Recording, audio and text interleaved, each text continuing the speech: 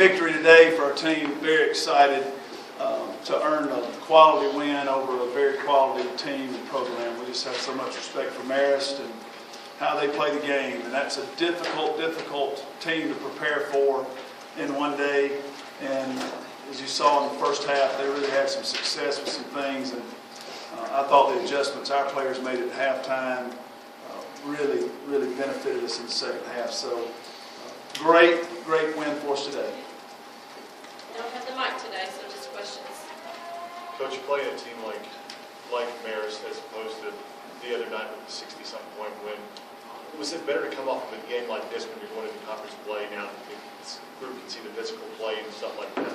Yeah, I think so. I think that you have a better idea about things that you need to work on this week as we lead up to our first conference game. So I think it's much more beneficial than a blowout win. You know, we had some pressure on us today to perform. Marist just kept coming back at us and cutting down in single digits, and so we had to earn this one. It was hard fought. It didn't always go our way, so we saw how some people could respond and hang in. And so I think it was very beneficial for us, and we'll have a good idea of where we are headed into Thursday. Coach, can you talk about Jennifer's performance and how she really stepped up in place of, or with Conrad being out? Great offensive lift she gave us today. I just think Marist was determined to make it tough in the paint, and I think they were going to force somebody to step up on the perimeter and make some shots, and boy, did she do that today. I just thought she had a really good offensive day and gave us a big lift and made shots. You know, her offense was much needed today, and I was happy to see her involved and being productive. Was there anything that she did differently today that maybe you haven't seen from her so far this season? No, she has a real capability of she's a great shooter. She's a great perimeter shooter and a very skilled offensive player. So I'm not surprised, just really happy and excited to see it because we needed it today because they really made it tough on our interior players. Had you encourage her to shoot more before today? No, we just always encourage our players to take open shots in their range, and you know, Jennifer has certainly three-point capability.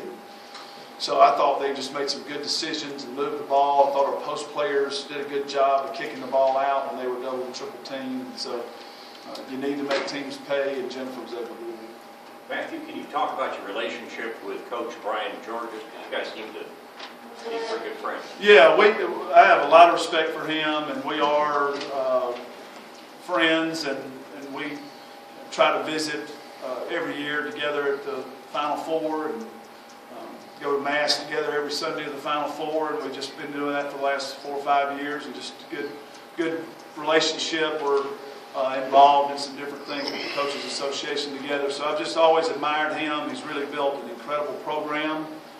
He's a friend that I have tremendous respect for, and I'm excited that our two universities are able to get this series started, and hopefully we can keep it going for a while. He's a great coach and a really good man. Coach, what were you hearing from from your training staff, the two scares that Adia had? Well, Adia told us out on the court that when she hit her head, she thought she'd be okay. That it was, it just kind of stunned her more than when she got up. I felt good about that. And then the other was sort of a funny bone deal that just her hand went numb for a second, and she just needed to shake that off. And at halftime, we knew she was okay. So you don't ever want to see any of your players go down, and you don't want to see one of your really important, productive players, offensively and defensively, go down. So it's a scary situation anytime a player goes down for you, and we're really happy that she was able to bounce back and the injuries weren't too bad. Did that force you to kind of change things briefly? I mean, you were rotating players in and out a lot anyway, but did that kind of change your strategy a little bit, not knowing whether she'd be back? You know, what's so difficult for us, it's a good thing on one hand, and then it makes it tough on the other, is that we tried to throw a little zone at them today, and they made some threes, and they had good enough ball handlers, and they were, they schemed us well enough that didn't look really good, and I just thought we had to get in and grind it out and pressure. And that's not that offense is designed to beat our defense, and so that's a difficult game for us to play in, and a difficult defensive challenge for our players. And I thought they were handled it remarkably well, and it didn't change much when she went out. Time for a couple more. As you get into conference play, do you expect teams to really concentrate on stopping you, in the paint?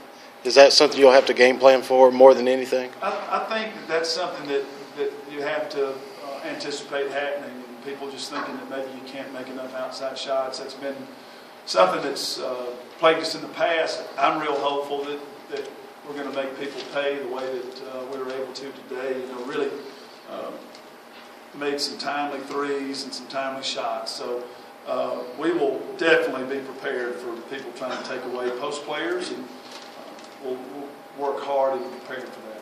Anybody else? How much more prepared has this team, or how much has this team been prepared to the non-conference now? And how ready are they for the conference play? Well, I think they're ready. I think they're excited. This is a 13-game stretch, long grind. Tough turnaround today to get ready in one day. And so I think now you can exhale a little bit tonight and kind of take some time to reflect back on a very successful non-conference portion. And I just have to believe our players will be tremendously excited to get in what we think is the most important part of our season, and that's the SEC slate. So we're real excited about that. Coach, you talk about Denisha's game. You kept her in there for 36 minutes, and she had a big day. Was it important for you to have her out there on the floor for that long? Early on, she was really productive for us and got us off to a great start. And then, defensively, I just think she and Samari, when they're locked in and focused, can really do a good job out on the perimeter with this kind of team. That was a tough defensive assignment for our post players, and so we needed those talented players out there, and they did a good job with it. Lee K, real fast. Kind of in the spirit of the holidays, any New Year's resolutions for yourself or your team? I would like to put on 20 pounds of lean muscle mass. I'm going to try to eat at more Mexican restaurants. I really like Mexican food, and I didn't eat as many in 2012, and that's really about it. I'm going to wear my cowboy hat more. That'll get it for two. Happy New Year, everybody. All right.